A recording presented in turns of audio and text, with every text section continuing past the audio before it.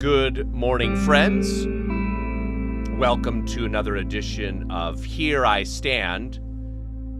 James and I were planning to again discuss the situation in Canada, part 3, some good things from Canada, and then we all woke up to the news about Ukraine and Russia, something Yeah. we were expecting would happen, and finally has happened. So, Pastor Calvin Lindstrom, Pastor James Pittman, join us on a Sunday if you don't have a faithful church where you are worshiping. Church of Christian Liberty in Arlington Heights, New Hope Community Church in Palatine. James, what time do your morning services start? We start at 10:45. 10:45, okay. Our Sunday school's at 10. Our morning service starts at 11. And if you were following the candidates forum that both James and I were helping to moderate, that has been pushed back 1 week. Thursday, March 3rd now, the candidate forum. So check for the candidate forum later, not today. So, James, should we start off with Canada, or do you want to start off with the situation in Ukraine? Let's go ahead and start off with Canada. Okay. I believe it was yesterday that Mr. Trudeau went forward with this announcement. It's going to be 2 clips. Here's the first one. Okay.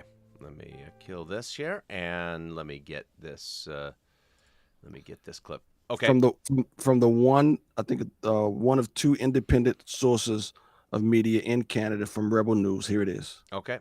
And today, after careful consideration, we're ready to confirm that the situation is no longer an emergency.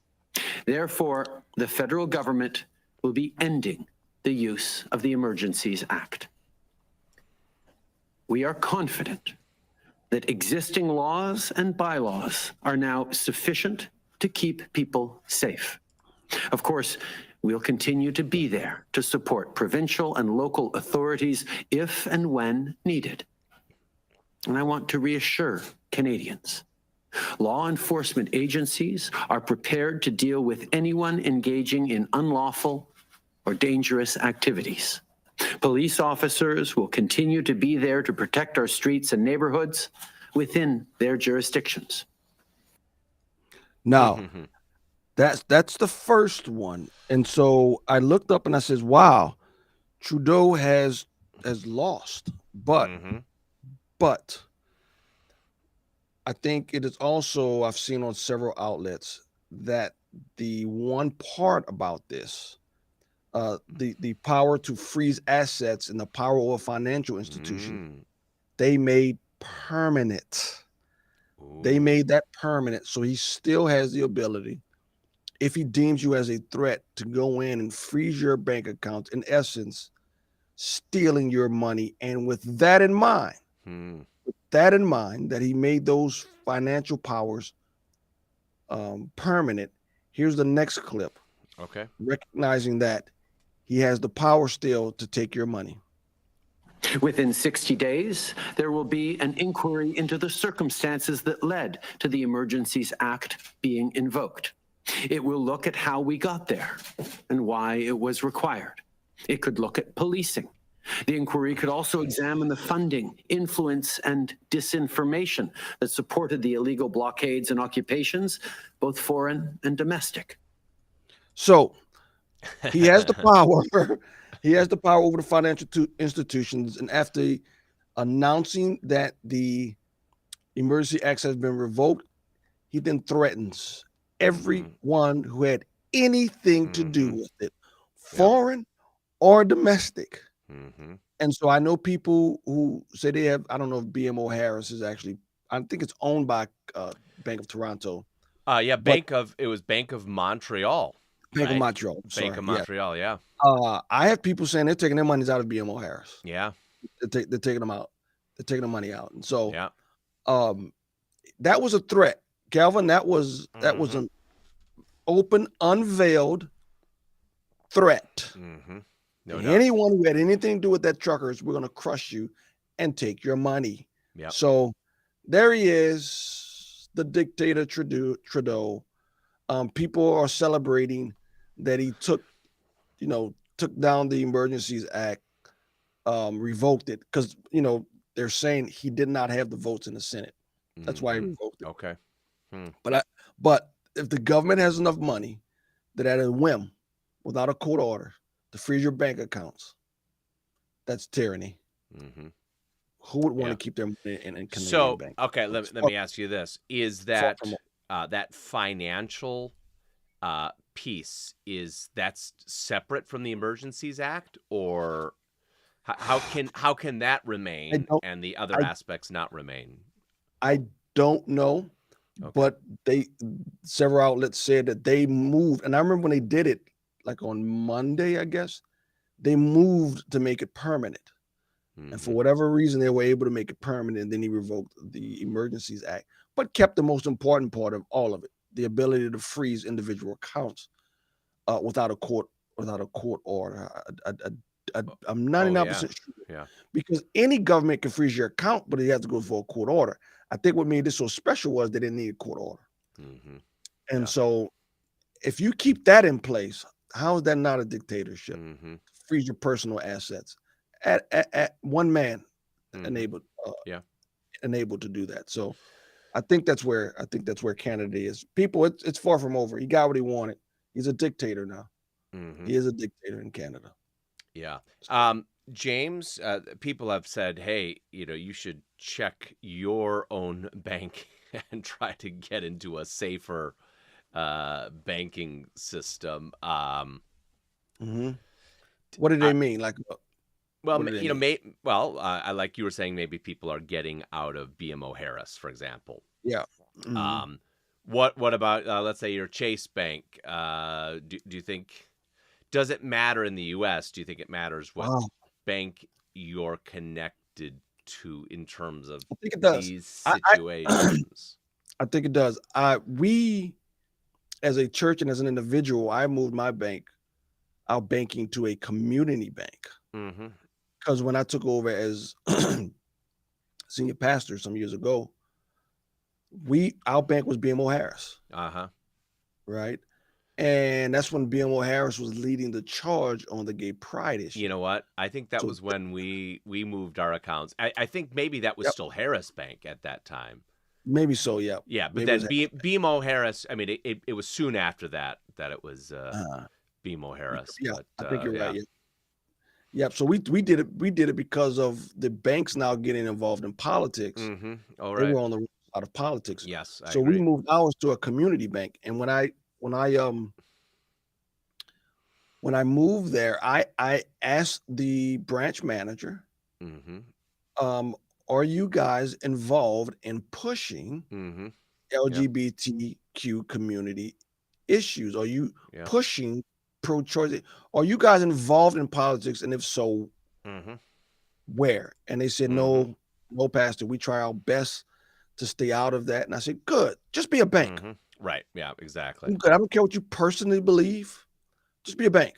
Right. And so my community bank ensured me that they did not get involved in politics to that level.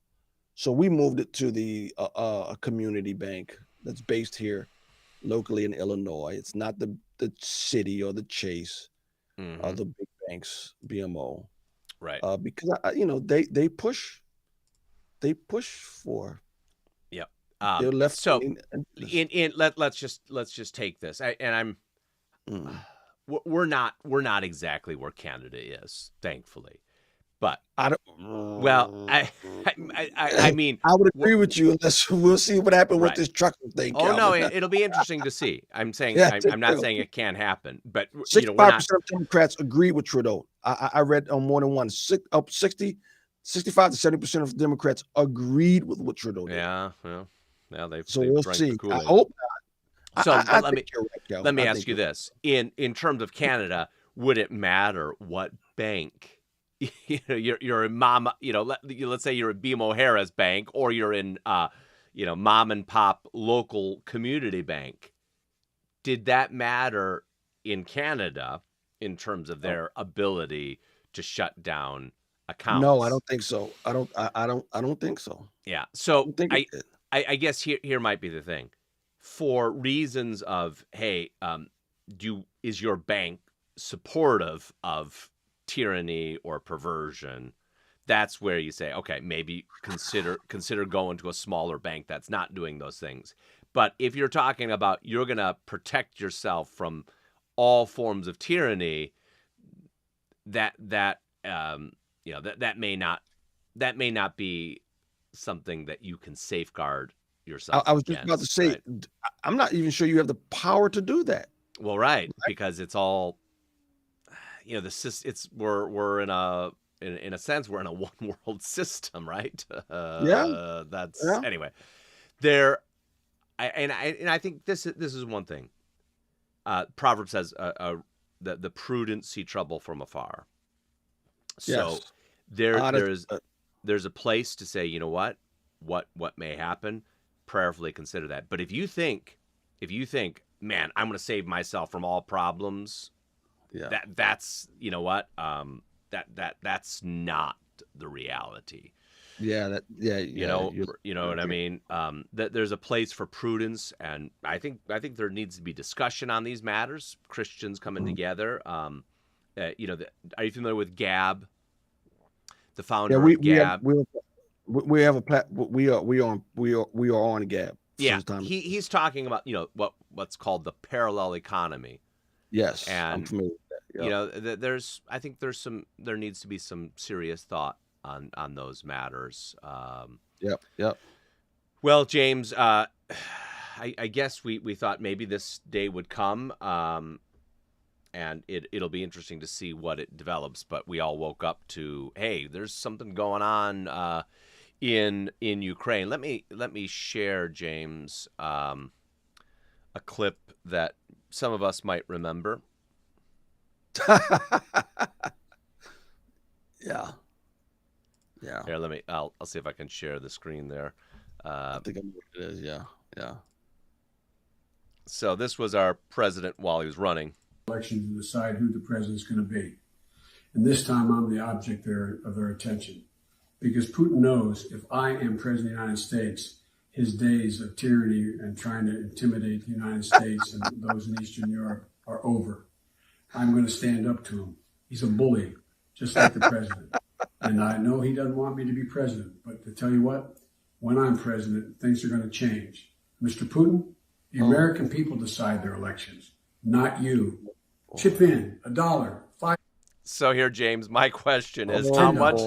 much did Folks, hear the Putin news. chip in? Once again, Putin and the Russians are trying to engage. So how much did Putin ship in there, James? That's my Oh my goodness. question on that. Let me Oh play my this goodness. other clip here. This is the Wall Street Journal. I thought it was an interesting summary, just for those who aren't aware of everything going on. Across the border in southern Ukraine. Airstrikes hitting large cities, and thousands of people attempting to flee the Ukrainian capital, Kiev. Footage from Ukraine shows scenes of war after President Putin announced a military operation in the country. Everyone here is shocked. Everyone here knew that this might be coming for months. It was predicted and discussed. And now that it's here, it's very hard to fathom. And people here, a lot of them have fled, but a lot remain. Ukrainian officials said strikes targeted military installations, airfields, and government facilities across the country. Air raid sirens blared in Kiev after President Putin's statement was broadcast. Мною принято решение о проведении специальной военной операции. Ее цель – защита людей, которые на протяжении 8 лет подвергаются издевательствам, геноциду со стороны киевского режима. In the early hours of February 24th, Ukrainian President Volodymyr Zelensky Just gonna fast forward actions here. against Russia. The EU said it Anyway, we could look more at that, but some of it is, just the contrast of someone like a Putin. Not that that's who we want as our president, but people that thought Trump was this tyrant, and I think we're realizing. I think a lot of people are probably saying, "Oh, I wonder, would it be different if Trump were president? That's an interesting question. What Well, could you, the you U.S. do? What should the U.S. have been doing in that situation? I don't know if I know all the answers to that, to be honest. well, look at what people are putting up there. They showed a timeline of Russia going in and taking Crimea, and then there was 4 years of silence, Mhm. 4 years of no invasions from Yeah. Russia, Right. and then now all of a sudden they're Mhm. going into the Ukraine. What's the common denominator in Well, Putin's aggression? sure. Democrats are in the White House, and I just saw a news article that this morning that Taiwan has said that 9 aircrafts have broken their Mhm. their Airspace. airspace. Yeah. Yeah. Yep. Yep. Yep. Uh, Biden's compromised. We know this. Hmm. If we know it, Putin knows it. Xi Yeah. Jinping knows it. Right. Everybody knows it. Yeah. And it's so sad. It's so sad. Yeah. Yeah. It's so sad. It is. Yeah. I don't know that there are any simplistic answers in terms of, well, we just got to do this and this. One thing that it has revealed is the foolishness of Europe and their green energy, their Green New Deals, which has made them very dependent on Russia rather than developing their own true energy Yes. independence. Yes. Now, it's been said, oh, well, the U.S. will fill up what Europe No. needs, and that's like, you know what, that's like trying to think you're going to power the neighborhood with a few extension cords from your house. You might be able to help your neighbor, and maybe you can help two of your neighbors with some extension cords, but you're not gonna power your neighborhood. The U.S. is not going to just step in and fill the energy void. But And- if the thinking was, if you completed the XL pipeline, Calvin, and if you were a full go on natural gas and coal, you could have done it. But he shut that down immediately. So no, that's right. We've hampered ourselves, and that Biden has led- hampered us. No, that's right. Biden Biden. hampered. Right, Yes. exactly. Yes. But you know what?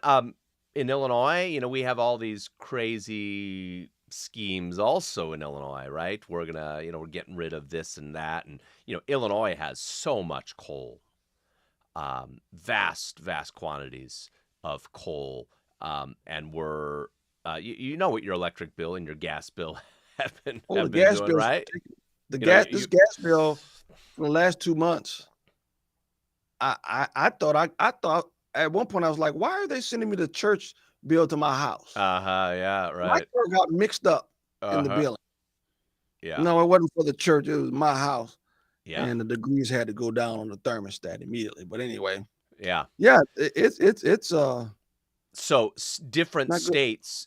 states have made foolish choices on some of this quote green energy, and Yes. Texas really paid a price last year for that. Europe is waking up to the fact, having to get half of your gas from Russia.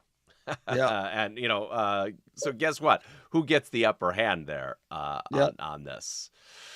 It's It's stunning to me how can I say this nicely, unintelligent the leaders are.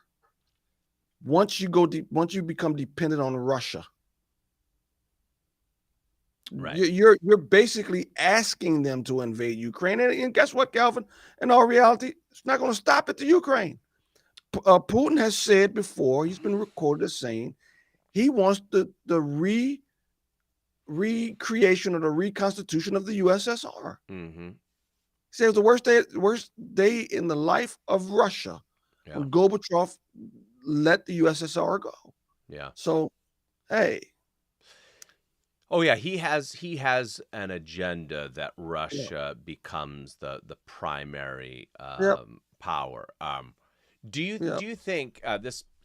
I don't think anything conspiratorial today is really that conspiratorial. But let me ask you this: do you think there are forces that are encouraging this war to kind of prop up the let's call it the military industrial complex? Someone sent me a text, and I just want to make sure I get my facts right. They said they read. Here we go.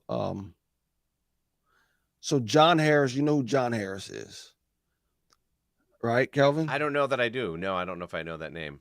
John Harris is a commentator. He used to be SBC, and he has his podcast, I think, out of South Carolina. Oh, okay. You know what? Uh, Okay. Sorry. I do know that name now. Yes, I do know that. Yeah, name. he actually did. Okay, but anyway, some of the people at our church followed him, and they said John Harris says that after reading Putin's actual words, he has decided that the U.S. wants a war with Russia.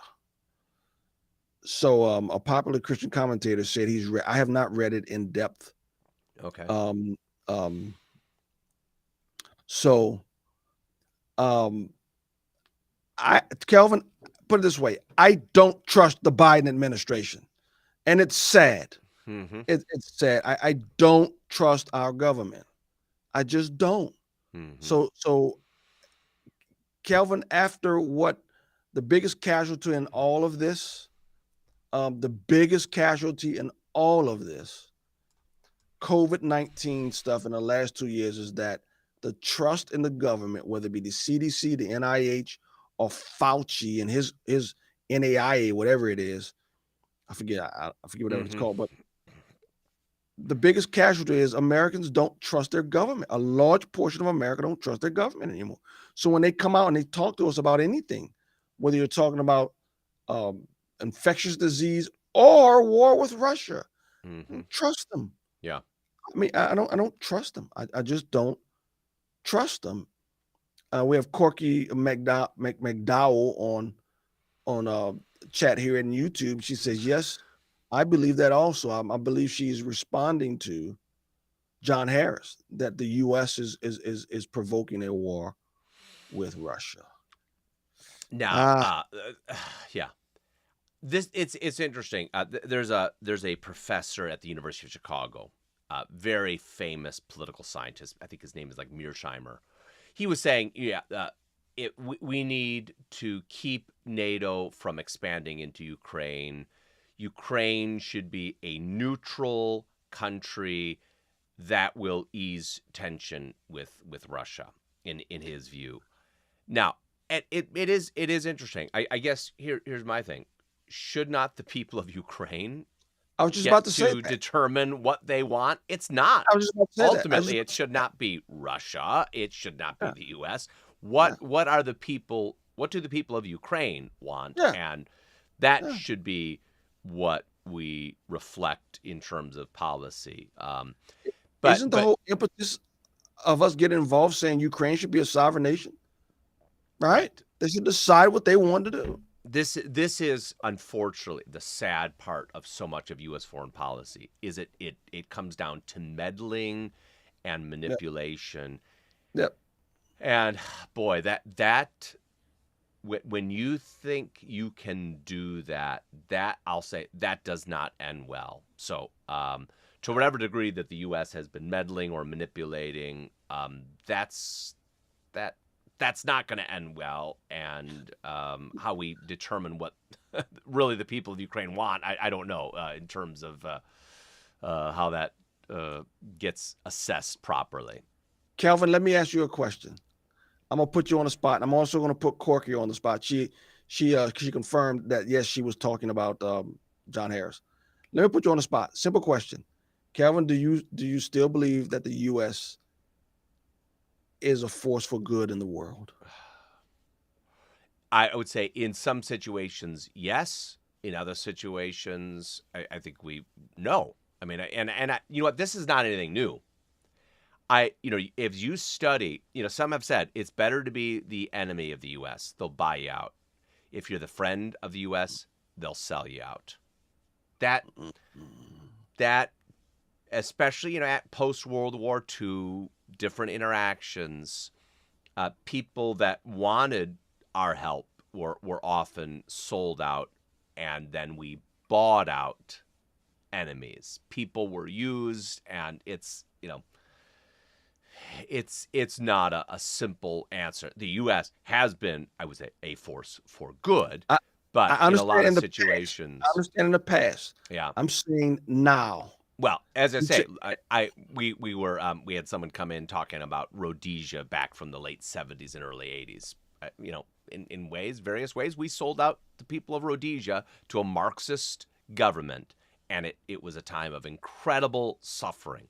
That's where international pressure was. In the name of fighting white supremacy, we sold it out to a tyranny. That was the solution. So that unfortunately, I don't trust Putin either, because he was a trained KGB agent, and the KGB were masters, right, at shaping narratives. So that's like, you can't, you have to trust in the Lord, and by that, you know what? Sometimes we Yeah, don't always know what's going on. Now, yeah. yesterday, several prayer requests were from missionaries who are in Ukraine and even in Russia. And as we think of this situation, we don't have all the answers, but I think what we should be directed to is praying for Christians in Ukraine. And I heard in eastern Ukraine, one of my friends, his wife her family is from that. They actually went to South America, and then some of them came to the U.S. And he was saying there are a lot of Christians in eastern Ukraine. So that's where he was encouraging that we really be in serious prayer for believers. And I understand everywhere around Ukraine there's a time of uncertainty. It's not just eastern Ukraine, but I think especially there in the east is where there's going to be probably what I see as part of eastern Ukraine is going to become directly under Russia, or it's going to be occupied by Russian forces. No, they're not occupied. They're a peacekeeping Well, yeah. Force, and the independent parts. But I could see a good chunk of Ukraine is going to be is going to fall into the Soviet Union Absolutely. the Russians, the Russian Absolutely. Empire. So that Absolutely. in my, not an expert on this Absolutely. by any means, but that's what it seems like. That's where we're headed. Yeah, and if keep an eye on Taiwan. Yeah, and some have said keep an eye on Poland too, in terms of. But isn't Poland part of NATO? Well, yes, but meaning they're going to be they're going to come under. I mean, they're right in that region. I understand so- that, but if he goes into Poland and nothing is done, NATO is sure enough dead. I think it's dead already. But Sure. No, there's would he be so bold as to go into Poland? Wow. Yeah. I think Wow. in terms of the U.S. has been sending troops into Poland, right? Isn't that where a lot of our troops have been going? Wow. So keep an eye on Poland in that. That could be part of the. It's gonna be a hot spot. Wow, In terms because- of the coming days. Well, Yeah. James, I'll let you have the last word. Wars and rumors of wars. I know we all have different views when it comes to eschatology, but I'm looking at all the forces that's going on in the world. I believe there is a deluding spirit going throughout the world. That's the only thing that can explain the lunacy that we're seeing now, in my opinion. Mm-hmm. And now you have the wars and rumors of wars. I hope. We were talking about this last night when we did our podcast on For Such a Time as This. I hope, Kelvin, Christ comes back and just stops the madness, because it's getting more maddening every day. That is where the ultimate hope is. That is where we set our total faith in. Mm-hmm. It is the kingdom coming, not any of the kingdoms here on earth. They're run by sinful men. And again, it just makes, if you are a believer, we actually, this last Sunday we went Hebrews 11 part 1. And the whole thing is, let me end it with this, is that it says that Abraham chose to live in tents. Mm-hmm. Right? They had cities. Mm-hmm. The big, bright, beautiful city, which his nephew Lot was lured to, Sodom. Mm-hmm. You had cities, But it says in Hebrews 11 that Abraham refused to do that. He chose to live in tents. Why? Mhm. Yeah. Because he was looking forward to the city City to that come. was coming, the city whose builder is not made by hands, Yeah. that city. So he Mhm. chose to live out in tents specifically because he did not want to be entrenched in this world. Mhm. He didn't want his permanent dwelling place to be anything on this world. It was looking forward to that city that was coming. Yeah. And I think that is where we all need to put our hope in. So this Mhm. next Sunday coming up at New Hope is Faith Part 2, Okay. the second part of Hebrews 11, Right on. to where our ultimate faith, our ultimate heart needs to be in the unseen world that is coming, not the Mhm. seen world. Amen. Well, good word there, James. We'll see you, Lord willing, next week. The candidate form again has been moved 1 week, March 3rd. Hopefully the Yeah. snow will be gone by then. Stay safe. Keep your shovels ready. Bye-bye.